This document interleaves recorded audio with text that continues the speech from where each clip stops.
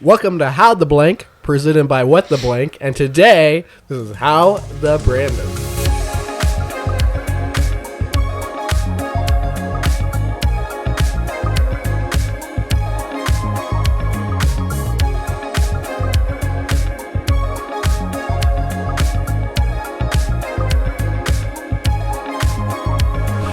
I won't go as far back as birth on stage, but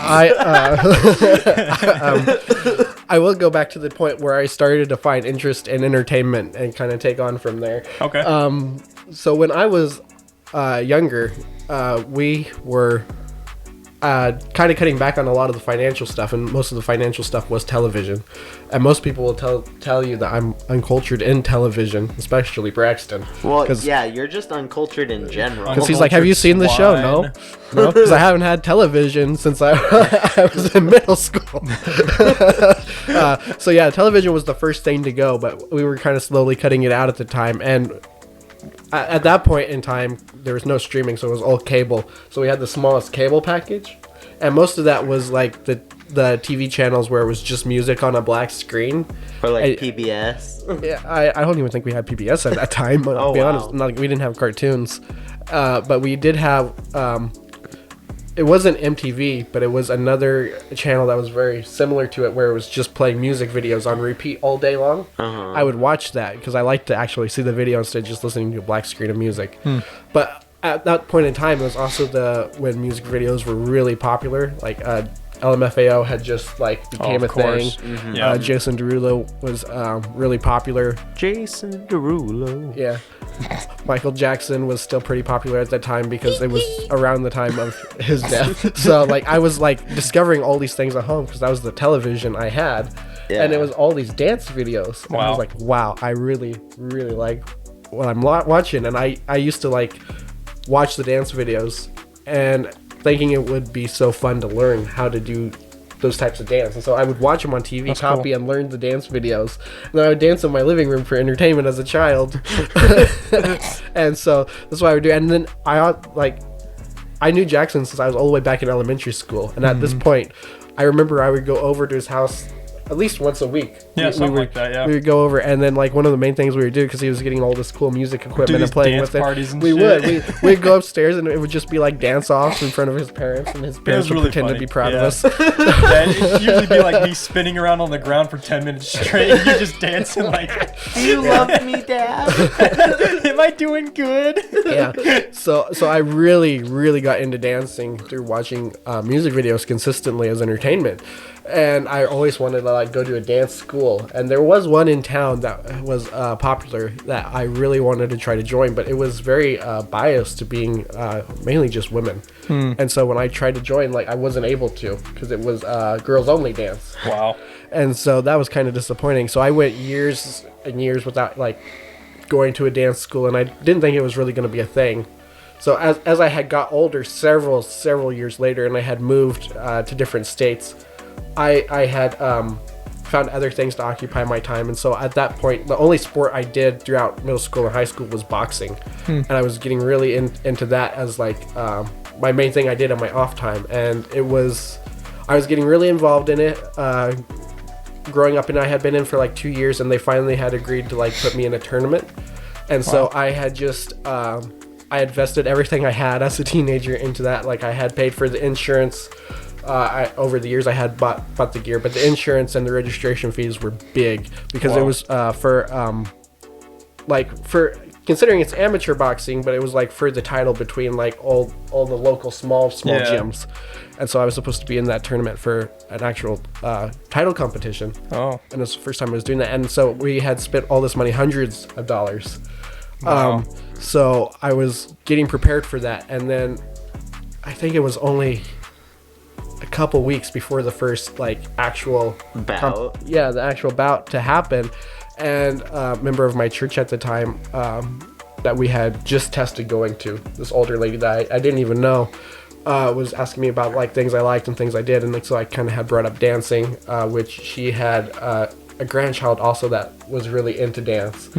And so she had brought up this dance school that was in town, and she was like, I wonder if we can actually get you into a class where you can learn the way you wanted to. Because because I told her that I had the chance to go to the school before, but they didn't let me join because I was a man. And it was a woman's only. So she took me down there in her own car, her own gas, everything. Took me down to see if I could get an audition to go in. And so I did, and I got to audition. They auditioned me for a hip-hop class. And so I did the audition, and we started talking, and they were willing to accept me. We were going over the prices, and the prices were hundreds of dollars. Holy cow. Like this was, it's now the premier dance school for the 4-state area in Joplin, Missouri. Oh, wow. That's crazy. Like the premier school. And so I couldn't do the prices because my family did not support me in this. They did not want me to do the arts at all. That's too they bad. wanted me to go and do the doctor or lawyer or something where they could retire and I would take care of them. That was their plan. Wow. Which I didn't want to do any of that.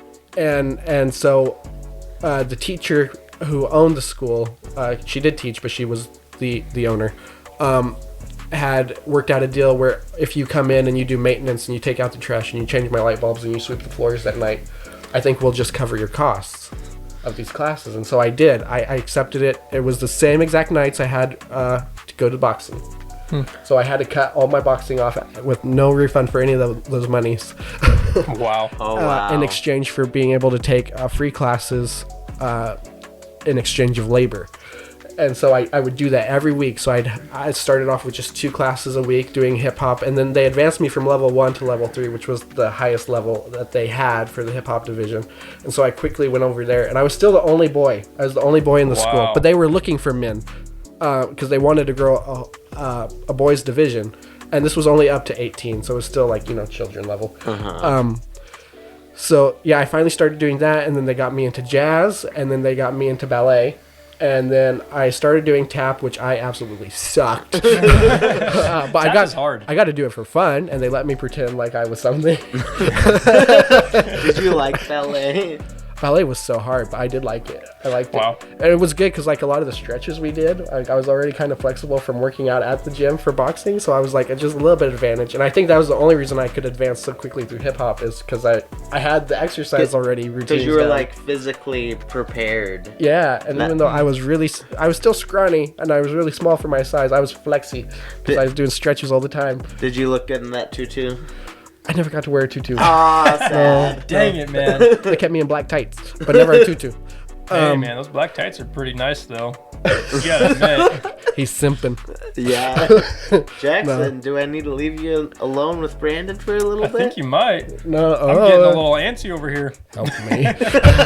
Oh, yeah. No, so I started doing that, and I did that for I want to say it was like 3 or 4 years until I hit I hit 18, and 18 was the cutoff. We had a really big showing. It was Alice in Wonderland, and I got to play the Red Prince. I was a lead role in that. So, but after that, I had to go just because of my age. And it was at that point where, I'd realized I started so late in dance. And dance is one of the things, if you want to be good and you want to do well, you have to start so young, usually like within just a few years old. Yep. You need to get in it. And so it was very apparent that, like, even though that was my passion and the only, like, I would sacrifice everything for it, I could never make a career of that because I just started too late. Oh, man. And so that was apparent. And, started having those conversations of what else can I do. And so I was talking to the owner of the company about options, and she said, well, theater's the next thing if you like entertaining, and that's pretty easy to get into. We can just set you up with something and see if you like it. And so I was just turning 18 at the time, and the show was coming up, and I knew my exit was coming. So I said, okay, well, I'll try anything that could be the next step to make a career out of, because I don't want to go and do like a normal 9 to 5 forever. And so she did, and she set me up, and I was really fortunate. And I don't know like how this happened, but there's a professional opera company that had a show going on, and she knew the owners of that, and she said, hey, can you get this guy in as an extra? And so my first live theater show was a professional opera done all entirely in Italian, which I did not speak Italian. And it was really cool. I got to go be an extra, learn backstage on a professional level equity stage as my very first time even knowing what a stage would look like for theater. And it was really cool. I got a non-speaking part in the back. We did the Elixir of Love, and I was Dukamara's assistant. So I was a silent character in the show. I got to wear like fancy blazers, and they had rented an actual real life Ford Model T from a museum. That's cool. In which I would drive out on stage. Really, they put it in neutral and someone pushed. But I would bring that out on stage, and I think I still have the picture of the outfit and the car. That's awesome. Yeah, that was my first actual experience in theater, was a professional big performance, which I would not have again for a long time. But I loved it. I loved the experience. I loved being backstage and seeing all these people and these crazy costumes and like things to do. And I was like, well, this is the next best thing. I'm going to go all in. And so then right after that, I enrolled for college as a theater major. Wow. Not knowing anything else. Nothing at all. And so I did, and I went, like, dove in full time. I was at college more than I was doing anything else in the theater program. I was living in the theater most nights. I was doing, like, I would be there past the campus closing, cleaning the theater, picking up stuff, setting stuff up for the next night. And I started off really going to classes, learning acting, stuff like that. But to get like experience, they put me as a stagehand, where I was working backstage, moving parts, and then they very, very quickly moved me up to the booth. So the first show that went on while I was there was the Halloween performance of Dracula. Oh, and I got to learn how to do the sound and light system for that show. That's awesome. So I got to run both parts, and I was dedicated to be the soundboard op. But because they didn't have many people interested in lighting, I also got to like go back and forth, and I got to learn how to use the boards. I didn't get to learn programming on my very first time and stuff like that, but I got to press the buttons and learn how actually easy it kind of is. And how to adjust it if you need adjustments. Yeah, and how to adjust the sound, and like how to tell the difference from what it sounds like in the front row versus what it sounds like in the booth. Wow. And learning all the audio stuff on that end, and learning the lights and changing the gels, and like I got to go up on the genie and like actually learn how to do that. Cool. That was my first experience, and so like I did that for like a couple shows. Probably my first whole semester was in the booth. Wow. And then I wrapped up the first semester, and I started getting more comfortable in acting, because I had done a completion of acting classes and I made friends in the department, and so I finally auditioned. And the very first time I auditioned was for a play called The Shape of Things. And it's a very amazing play. Still my favorite play today as far as script goes. Because it's just so detailed in the way it writes, and it has such controversial themes. And it's just such touchy subjects that are portrayed so well and delicately. And so I auditioned for that show, and it was an experimental theater piece. So we did it in a black box, and then it traveled throughout the hallway, and then the final scene ended up in the classroom. And so we changed actual rooms, and it was like a traveling show that the audience would follow at the end of the play, and it was really amazing. And I scored the lead role on my first audition. So cool. Yeah, and it was a 4-person play. And I got the lead role, which it was so first time memorizing a script. I was the character that was on every single page. I wasn't out of a scene because the story was about the character I was portraying, which was Adam. And so that was my nosedive into acting. And then from there, I had managed to get a couple more lead roles in some student-directed plays. I got Dick Piston from Murder of Midnight. Yep. And then I got stuck in like this trope of where people would put me as security guards or police or military, but I was the comedy spoof. Yeah. That's cool. Yeah, and so that's like, I guess the subgenre like I got caught in, but I loved it at the same time. That's awesome. See, this is just reminding me of like the SpongeBob meme where like SpongeBob and Patrick have the casket and they're like, okay, get in. Like that was kind of what your like dancing teacher did, was like, all right, you want to do something else than dance? Okay, get in. And you just like dived and they just like there. pushed me like, see you in a few years. Good luck. Yeah. Dang. And then so I did the acting. It was really good. I got my first couple hits were lead roles. I was very fortunate for that, but I did play some minor roles. I played some children's theater, and so I finished out the next couple semesters doing that, and I was pretty much out of the booth for a little while. At that point I started getting into directing, which that college had a really good director that we had come that had professional experience in Europe and off Broadway, and was absolutely amazing mentor in acting and directing. And so I started working with that, and my first 10-minute play that I just like got tossed into, I I went way different than everybody else, where they could build like these extravagant sets and stuff and like truly creative. I did a show called Heresy at a Crossroads, which is a very touchy play because it's kind of like facing old religion versus new religion, and you have to do it in a way that's like, really like hits the themes and is not offensive, because it could be easily misportrayed compared to what it's intended to do. Yeah. And so I had directed and casted the actors, and we were like not just directing, we were in charge of our own sound design, or we weren't allowed to have a stage manager because we had to learn that experience too. And we had to direct, do our own sound design, lighting, everything from the start. And so I picked that show. It had 2 people, and everybody had these great designs. And my set thing was there. We had props. We had all the props that we possibly needed, but as for set design, I said, let's close all the curtains on stage, and we're just going to use the front couple feet. The curtains will never open. It's just on the front lip of the stage. And the only set piece we had was I made the styrofoam pile of rocks that stacked up in a pile with a cross in it, which was essential to the story. And that was the whole set. Oh, wow. Yeah, and then it was whitewash. And then I had like the sound designs because there's like, wind and gunshots and stuff like that. And I won out of 16 plays that had performed. And it was voted upon faculty and students. So the other 16 directors that was in my class, I had won the award for best directing of that year. Wow. And I really awesome. was proud of that. And so I started getting more and more into directing, and I kind of faded off acting. And then eventually, once I was done with community college, I moved out to Utah, started going to a really big university, and the feeling was very different. The theater was very different. It was not about the people. It was about doing it to a book to keep whoever had money the happiest. And it was all about, you have to please whoever has money and know your place at the bottom of the ladder. And that was no matter where you were, if you were a directing major or a stage manager or whatever you were doing. As Brexton said in his origin stories with the directing class, I was in that class and had the same experiences, and it just didn't feel right. So I had kind of burned myself out on school at that point, and kind of had moved on to working professionally. I had got gigs working at dinner theaters.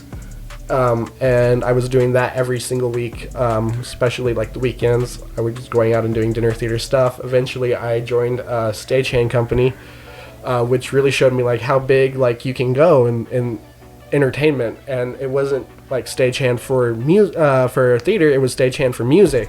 And we were doing massive concert venues, and we would travel at like such moment's notice. And I'd have to miss school sometimes because we would leave for weeks at a time to go do a tour in Colorado, or we'd go down to Arizona, or we'd spend 2 weeks in Vegas. And we were doing like the Life is Beautiful, the iHeartRadio, and like these weren't like some of my first opening experiences. And like the first show I stagehand, where I set up the show, ran the show, and tore down all in the same day. It was an 18-hour day. Holy crap. Was for the Mercury Tour, the very last show of the Mercury Tour in Denver, Colorado at Dick Park Stadium for Imagine Dragons and Macklemore. That's crazy. And so like I was starting to do like these really big things, and then I go back to school and everybody would be like, you're never really going to do enough because you have to keep the people with money happy, and you have to like, nonprofits are king, and you have to do things by the board of directors. And I'm like, I am doing stuff as a sophomore that at less than 25 years old that some of these people aren't ever going to see.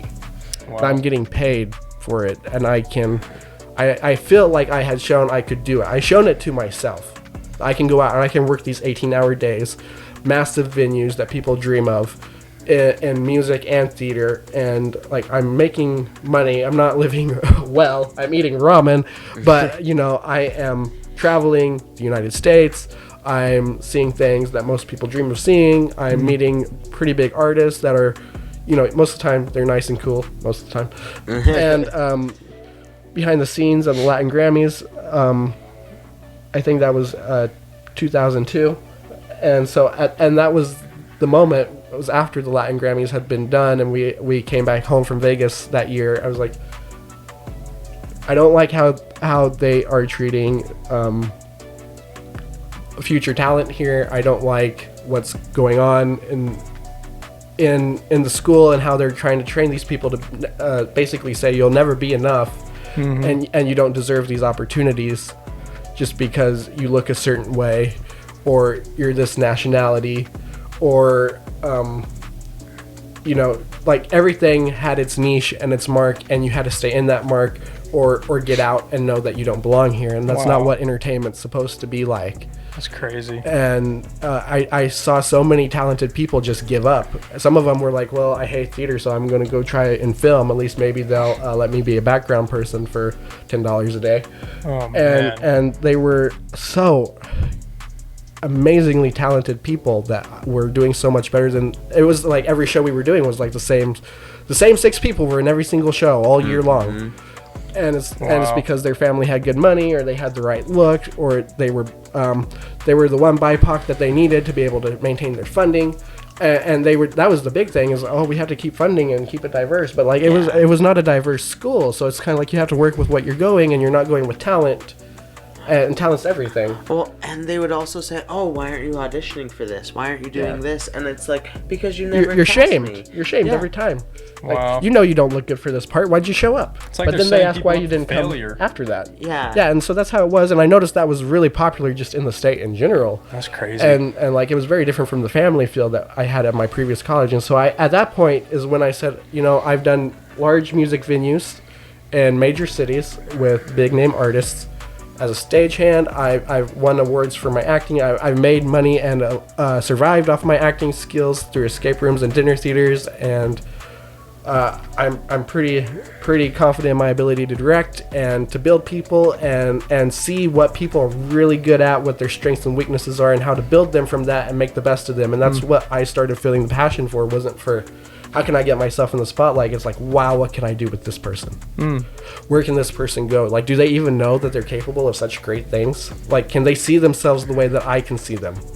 And that became my drive. And so with that, I said, I'll finish out my degree just because I can. I had 1 semester left, and I can kind of slug my way through it without too much effort. Well, then your girlfriend at the time also was like, "You need to finish." Like my family always believed, like, you need to be the first one to go get a bachelor's degree, and I was like, I don't, since you all have never done it, I don't think you know how useless this is now. But yeah, so I did it, and but my focus was entirely off school, and that's when I started doing What the Blank, and I had started working with Braxton, and then over time thinking about this, I was still doing stagehand stuff and going to these concert venues, and like, I bet I could do a lot of things with music. I just need somebody that knows how to make good music. And then I got a hold of Jackson. I'm like, okay, I have the 2 people that I need that can build great departments and great projects, and they also have that burning passion. And so I kind of took myself off the stage and out of the spotlight and started working on the people and what long-term strategies, how can we change the industry to be built for people, no matter the money. Yep. And how can we make this truly talent-based, and if it's not talented enough, how can we build it to be enough for what we want to do, and know that there is only the limitations you set for yourself. And that's really how I found myself through entertainment and came up with What the Blank in general. Yeah, and that's awesome. And kind of go over like why What the Blank? Like, why'd you decide that? So What the Blank originally was going to start as a nonprofit, and we had a full board of directors that fell apart. And the reason it kind of fell apart was just because the red tape was so long. People got professional opportunities. One of the people that we had on the board of directors had stage management jobs that were high paying, more money than they had made, and big opportunities on off-Broadway shows that they could tour the country. And it was like, well, don't wait around, go for that. Yeah. And then we had just decided, like, okay, we're not going to wait for this just so we can claim nonprofit and get the tax exemption. Let's just go into it, put all our money in, and we'll fund our people and build it up from the ground with what we can scrape. And that's what we did. And the name What the Blank came from a show that we were working on at the time, where it was kind of like improv, where you just fill in what was happening. And so, like, the joke was made by one of my old business partners, like, you just fill in the blank. So it could be like, but this is really weird, so I feel like people are gonna be like, what the blank? And it was like a joke, and I was like, oh, that's funny. And then we were like, actually. And so like that's Wait a minute. that's the story of how we got the name What the Blank Entertainment. But then the motive behind it came from where we really want to fill in the blanks, and where we started as just a theater company. The idea of music came in, and comedy came in, and improv came in, and it's like we can build any artist. It doesn't matter what the talent is, as long as they have the drive and we have the passion for the person. Like, it can grow. So we just felt that was like the perfect opportunity to fill in the blanks, and so What the Blank is ended with what the music, what the theater, what the comedy, just to show that we are accepting of anybody of capability. Yeah.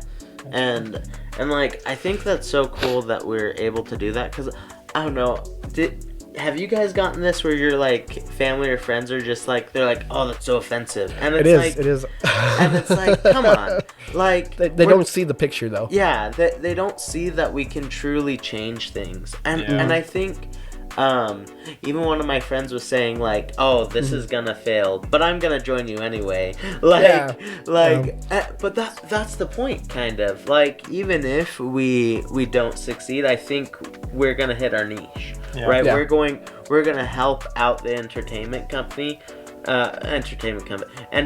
world, no matter where we're at, right? Because you can do it anywhere, because entertainment's not limited. And that's why we're starting them with high probability and getting it in their head young with the Kim project, that you can do this. Like, you know, it is a career option. You do have what it takes.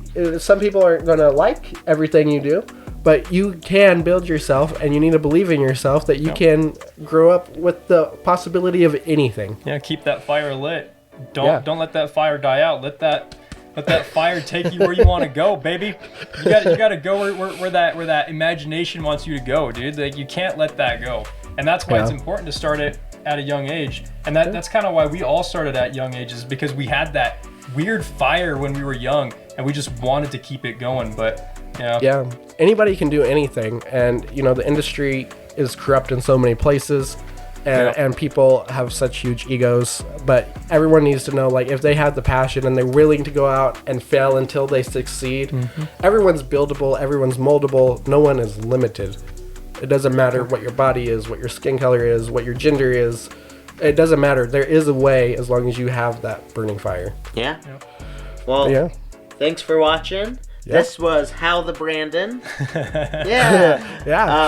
Please follow us on Facebook, Instagram, TikTok, Spotify. YouTube. If you don't want to look at our faces, you can listen to us in your ears. There you go. And and if you have that burning passion and you're looking for a way to get in, and you want to find the path, or you need help discovering what your path is, those are all the places you can reach out to us. There's 3 people here to help you. Reach out. Yeah, and really, we'll help you create shows. We'll help you do all these things. So please reach out. But thanks for watching. Yep. Bye. Bye.